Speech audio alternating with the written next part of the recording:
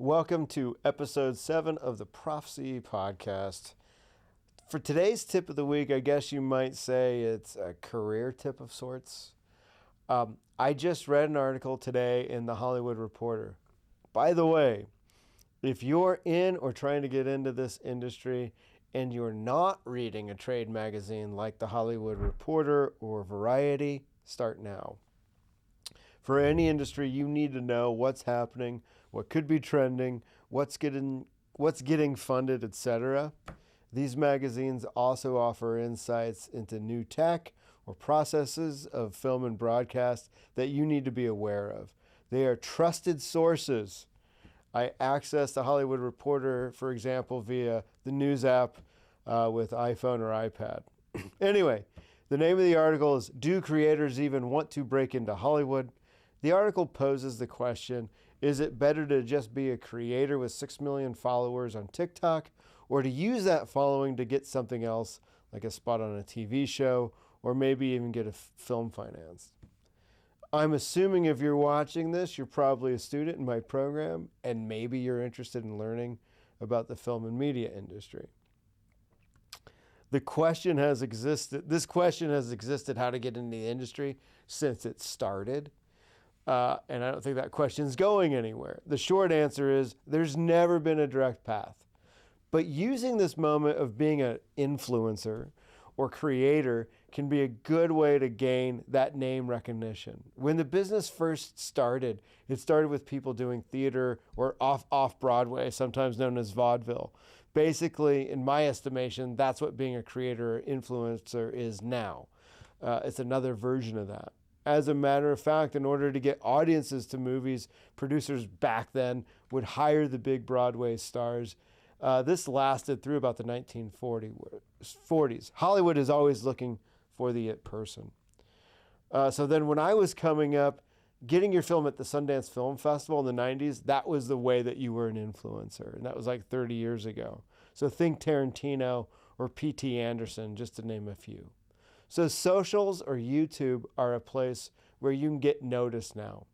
I always share with my classes the story of Broad City, produced by two comedians, Lana Glazer and Abby Jacobson.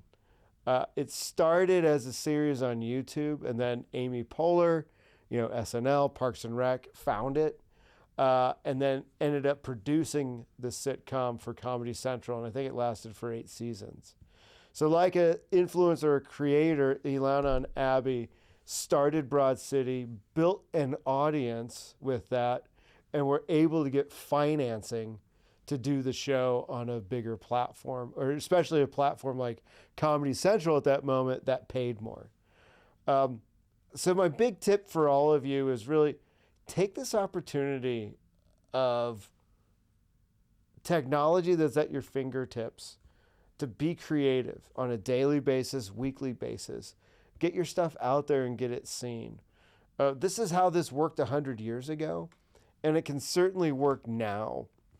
And I think too often I see folks that are getting started, they get out of their classes, and it's like, well, I'm going to go do this other thing, but it's not creating. And ultimately, whether it's being an influencer on these platforms like TikTok or Instagram or YouTube, whatever the case is, it's all about telling story. It's all about doing things on a consistent basis to build your audience.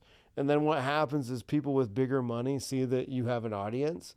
And so if you do have a story to tell, then you can turn that audience into funding for bigger projects.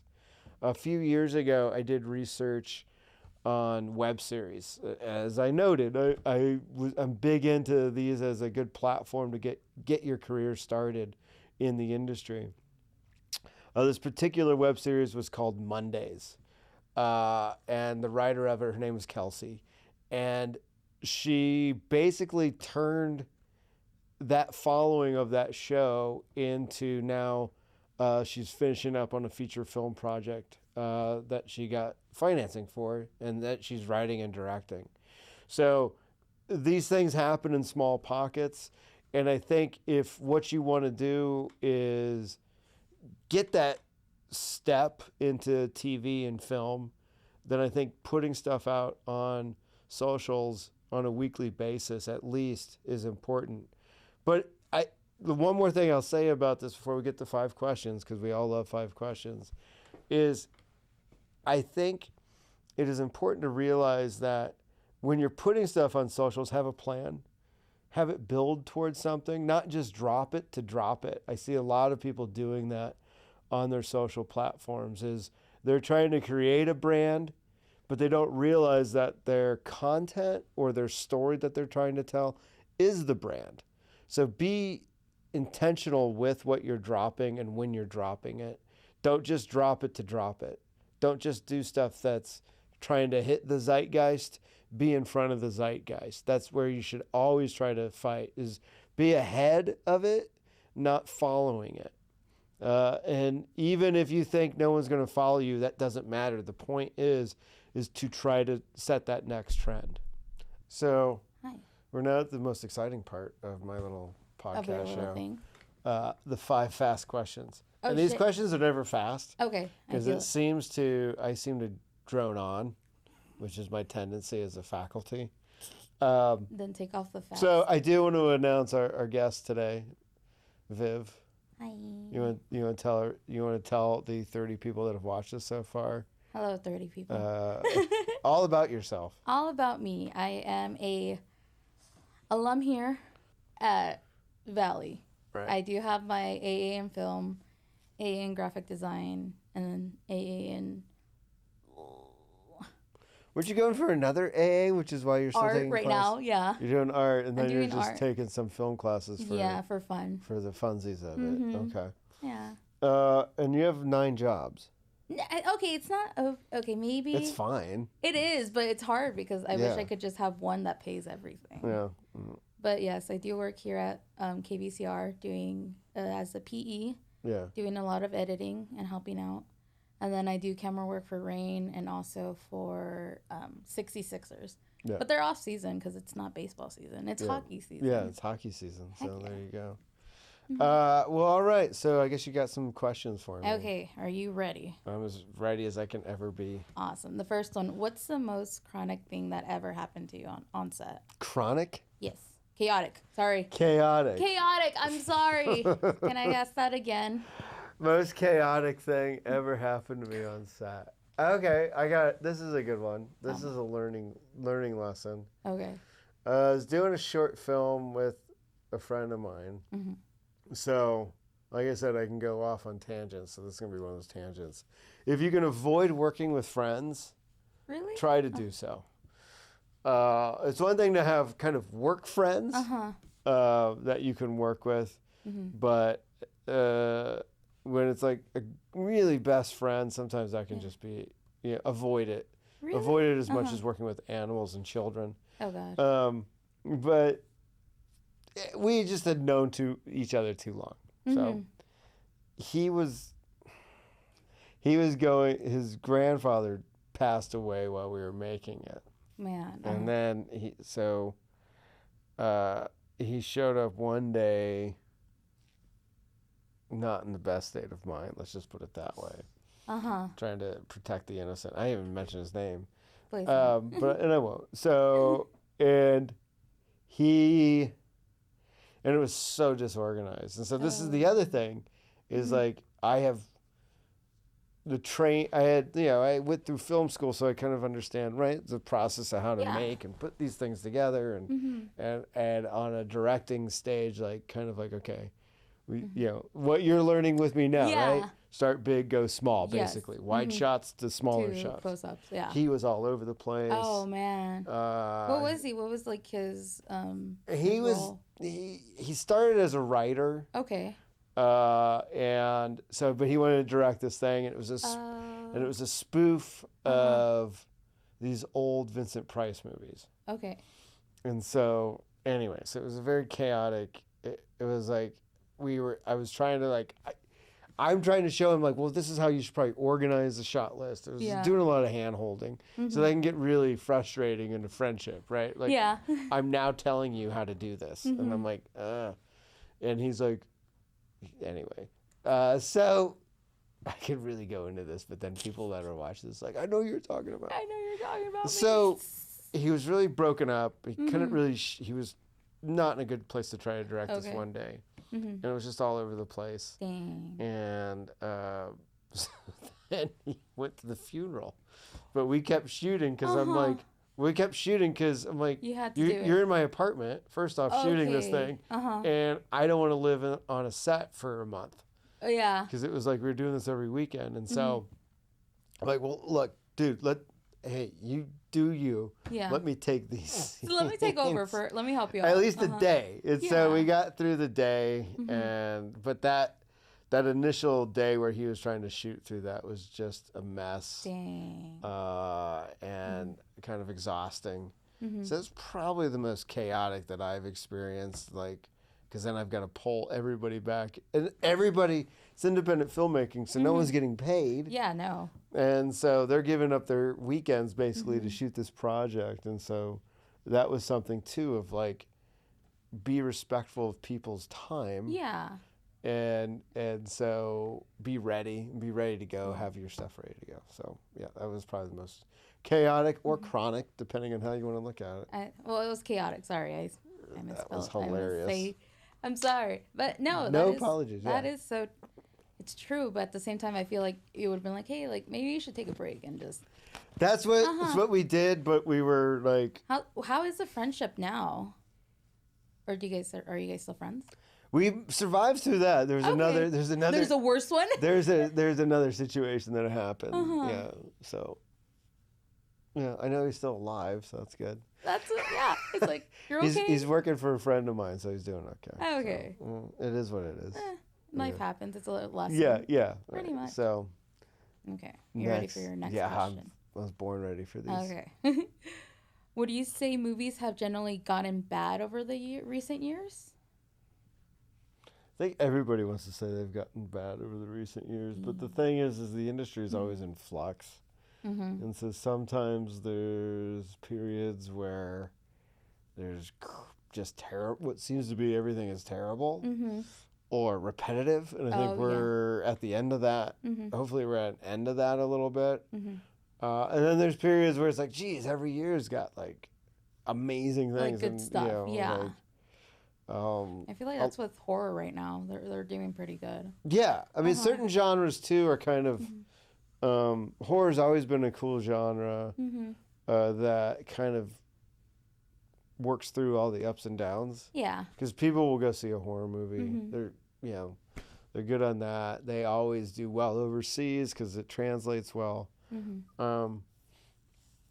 It's like everyone, this is a terrible time. And I'm like, well, yeah, but there's still good stuff coming out. Yeah. I think there's multiple things. These are good questions based on what I talked about before you got here. But there's multiple things I think going on in the industry right now. And one of those, I don't think they've cracked the code on how to market in this era of everything's everywhere all at once. Right? Title? Yeah. Right? Exactly. So, hey, how do I tell people what films to go see? Yeah. I think they're struggling with that. Is it no one's watching TV ads? No. Right? Yeah. And so you can't see trailers anymore. Right. And beyond that, then I grew up at a time where we had these two guys, and then it turned into one guy with another person, but we'd watch this show called At the Movies or Siskel and Ebert. Okay. And so they had a weekly movie review show that would come on. And then, unfortunately, one of them died, but then one of them kept going, and he had this other guy with him, Richard Roper. And they were film reviewers out of Chicago, and they had this half-hour show, and they would go through and say, here's the movies. And their big thing was thumbs up or thumbs down. Oh, that's, if you got a thumbs up, man, that was great, right? Or even if you got 2 thumbs down, people are like, well, how bad can it be, right? Yeah, and they still get curious and go watch it. Right, and so I learned... I'd watched it, and they were really entertaining to watch because they would go back and forth and yell at each other, and I think, it could get contentious at times, and it was made for good TV on top of like, well, this is informational. Yeah. And it actually started on the local PBS in Chicago. No way. So look up At the Movies, Siskel and Ebert, and yeah. I'll have to look that up. So there was this thing that like, okay, well, Siskel and Ebert will tell me what to go see or what's out. Yeah. Because they would do obviously the blockbusters, but then they would do kind of they do some independent films, or they do like mid-range films they talk about. So it was whatever was coming out that week that they wanted to talk about. And so they even once, so in around 99, HBO did a movie about the Rat Pack. And they even reviewed that. And they typically wouldn't review things that weren't in movies, but there was such a, Sinatra had just died, and so there was a hype around it. Okay. So they would go do stuff like that. And so you had this avenue to like find out about what was out there. Yeah. So I think the industry's suffering from how do we crack this code? How do we let the 18 to 35-year-old market know about what films are out there and where they're at? So I think that's an element. We have a news broadcasting class, and I'm like, you know, it'd be cool is if part of that class they did movie reviews for TikTok.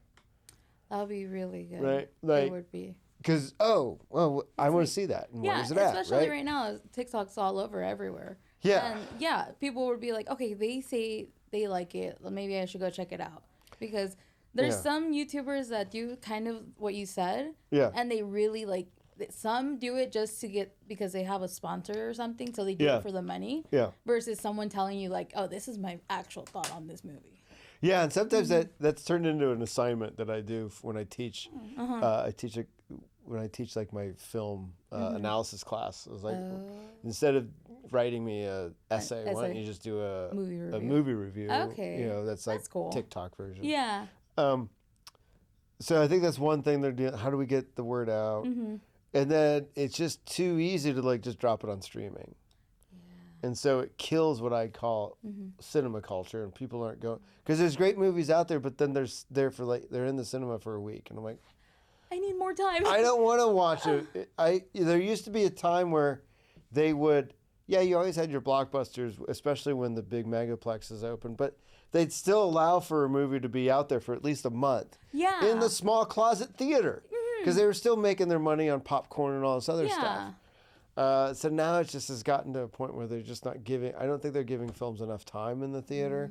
And then how do you break through the noise? Yeah. So to answer the original question, are movies are they worse than they were before? Yes and no. Okay.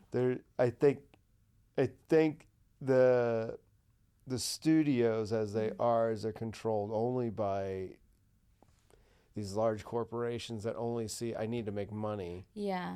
They're not listening to the artists. And so that was an advantage going into the 70s, when George Lucas hit with Star Wars, but then you also had Godfather, and you had these other films coming out, Raging Bull, and those filmmakers coming out, and Jaws with Spielberg. Yeah. And you had some of those old Hollywood studio, their kids were not running the studio, so they understood the business. Yeah. Now they're just corporations, and they're just looking for this. So it's gonna be that one executive that starts the green light stuff and says, no, I'm gonna push these things through. Because they do well. The films do well when you can still make money with it. So anyway, sorry. No, I know it's gonna go on a tangent. No, you're fine. I'll stop you then. Do you think creativity can be taught, or is it something that you're born with? Dun, dun, dun. Man, that's a tough one. That is. Even I told him. I'm like, I think you have it. I think everyone has it. Okay. I think it's more of, can you develop? Are you willing to develop it? Right? Yeah. Are you willing to let me take this shot with it? So I think unfortunately we live in a society where you can't make money doing that. Yeah. It's always the answer to it. Yes. And is everyone going to work in Hollywood? No. But if you are encouraged to be more creative, can make other things better, So, I mean, even car design. I mean, like you need creative people there. So you need creative problem solving. You need people to be creative in terms of how they're viewing things. Like I would say I'm not the most creative person, but I understand it. Yeah. And so then I can make decisions that help a creative process. Okay. So I don't know if it can be taught. I think it's there in everybody. Do we allow it to get suppressed? Or are we open to try things? So that would be my take on it. I think, can everyone do certain things? No. Oh, no. I can't draw to save my life. But I can take decent pictures. I am proud of my little photography. Nice. I can write some decent scripts from time to time. I can make some things that I'm proud of there. But, my creativity really happens in how I've developed curriculum for the program, right? So that to me is it. But because I feel like I can freely think about it, I can look at those things. One could be like more like mindset, and another like visual creativity. If we're allowing people to at least exercise those muscles, then then it can help in those other ways. So okay. And last question. What's your process when you get oh wait, no, I still have two more. Sorry. What's your process when you hit a creative block?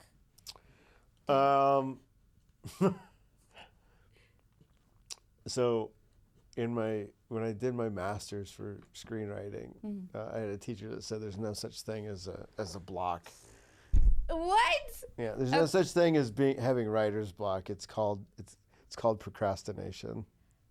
Okay, yeah, I could see that. I could see that, but it's a nice word to put. It's a writer's block. I'm a writer's block. No, you don't. You have a procrastination challenge. Yeah, that is. So, okay, yeah. So how do I deal with my procrastination? I think a big thing about it is always schedule your time for creativity. Okay. Force yourself to sit down and say, I'm going to spend this hour. Maybe this hour blossoms into something else, but I'm going to sit down here and I'm just going to work on something for an hour. Okay. So that's key. It's like schedule your creativity. Do things. Make sure there's no distractions wherever you're doing this at.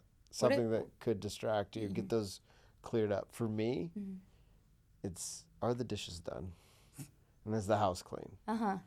I cannot get started on anything if those things are nagging. Because it's like, there's something else I need to go do. Yeah, it's like in the back of your mind. So I need to get that off. And then if I'm writing on my desktop at home, I have how you can set up different accounts. I have just a creative account that I go into, and I don't have any fun things on there. It's a boring thing. There's the screenwriting software and the editing software. And that's it. And so I can't get dinged, and I can't. So create a situation where you're not going to be distracted, I think. Schedule time to be creative. And make sure whatever distractions could pop up, you've handled it. Okay. So you can't say, well, I got to go mow the lawn. Yeah. Oh, so I can't write. I can't edit this thing. Yeah. So those would be my keys to avoiding writer's block. Writer's block. What about like for a student? Like, because I feel like it's kind of different versus. That's the same thing I tell the students. I tell students, I'm like, especially when I've taught the screenwriting classes and the way I teach them, I'm like, all right, you're going to start writing. Schedule yourself a block of time. Okay. Every week. I don't care where it's at, but schedule yourself that time to sit down and stare at the screen. Eventually, staring at the screen will turn into words on the page. Yeah. and I also, the thing I see from students that frustrates the hell out of me is if it's not perfect, you won't finish it. Yeah. If it's not perfect, you won't show it. I think it's a French saying. So sorry if that offends Joey. Joey hates the French. Joey's lukewarm on the French. I can't remember what the phrase is in French, but in English it's, don't let perfect be the enemy of progress. Dang. And so too often I see students like, well, I don't want to do this. Because it's but not perfect. They don't try it. I'm like, what are you doing? Well, I thought I was going to mess up. You can't mess. This isn't, I'm not asking you to go do stitches. on somebody. No. And even at Loma Linda Medical Center, guess what? The med students mess up on the stitches. Right? I'm not having you do brain surgery yet. I'm just having you try to write this scene. And then I'm trying to have you shoot the scene. And if it's not perfect, it doesn't matter. Yeah. And guess what? Even the best films in the world aren't perfect. Yeah. So I think too often reason students have a block is because they think it's going to be wrong. Yeah. And especially, you know, I don't care what the major is. School is not about you doing the thing. That's the biggest misnomer. It's like, oh, this is about me learning how to do the thing. Yeah. No, coming to college is about learning how to problem solve. Yeah. Learning how to critically think. Yeah. That's it. And I'm stealing that from Neil deGrasse Tyson. That's what he said. It's not... I'll teach you whatever the job is. Yeah. You know, like say for example, you know, I've got newer faculty that come in and never taught. I'm like, I'll show you what you need to do for that. But then you take over. But as far as like learning, yes, I want you to learn how to make movies. But in making movies, you're making critical decisions. You're learning to critically think. You're learning organization. You're learning all this other stuff. Yeah. And that's what you come to college for, is to do that stuff. So it's not going to be right. Yeah, I think it's because we get in our own brain of like, okay, what are others gonna think? Like, sometimes that happens with me where I'm like, oh, what if like this section is like wrong and like I could have done something better. Yeah. Oh, you always have that. I say too, as students, as you're working on stuff, every project you should be able to look at maybe 5 to 10 seconds of greatness. Okay. Because you're gonna take that 5 to 10 seconds and edit that into a longer portfolio, right? Yeah. Here's my minute worth of great stuff, right? So if you can muster out 10 seconds of amazing work out of each project, then you're on the right path. Okay. So that's a good food for, or was it thought for food brain? For thought. Food for thought, something like that. That works, yeah. Okay, now this is the last All right, question. this is really the last. So. Yes. What's missing from today's film education?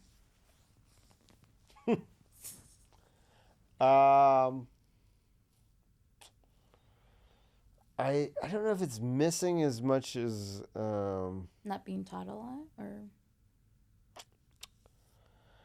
I think it's what's missing isn't necessarily the education, not in the classroom. It's like, I don't know if you all are watching movies anymore. I don't know if you're watching TV anymore. Yeah. Because and I think that's what's missing. And I talked about this a few episodes again. Are you watching movies? Are you watching TV? And what? And are you understanding that? And then, or at least seeing it and thinking, oh, I just saw this thing, so like, I get what I'm doing here with the camera, right? So I was watching some of your classmates today, and they're having a hard time figuring out. I'm like, you watch stuff, right? Like, well, you're just.